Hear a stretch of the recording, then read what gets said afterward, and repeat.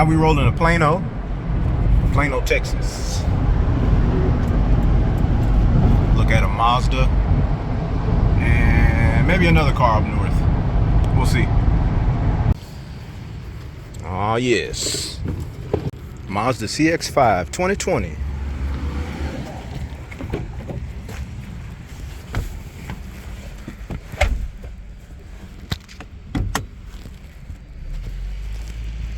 All right, to reset the oil light, all you got to do is press home, go to set, well actually go to applications, apps,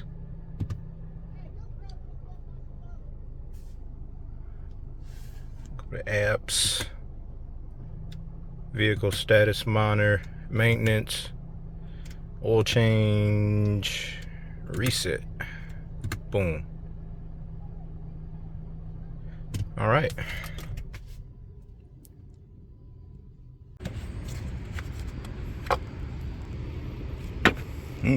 The Sky Active G.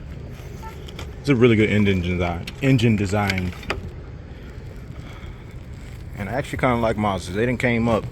These cars are guaranteed to last like 200,000 at least. Back in the day, they used to be trash. All right, while the oil's draining, we're gonna check everything else out on it. Top off that windshield sauce. Check these brakes out. Brakes still look really thick on the fronts. Same with the rears.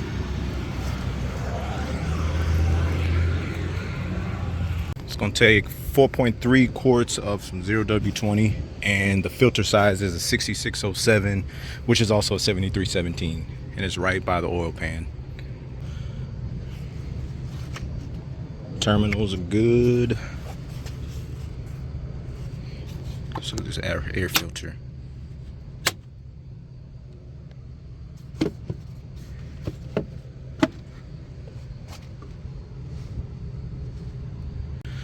Filter look new.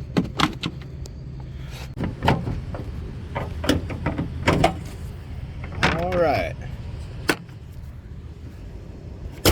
This phone be getting hot and I can't record that well.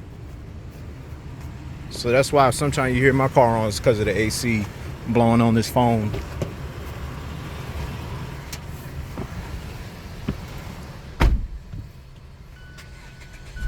Oh yes, remove that sticker. Next oil change would be due at about 56,000.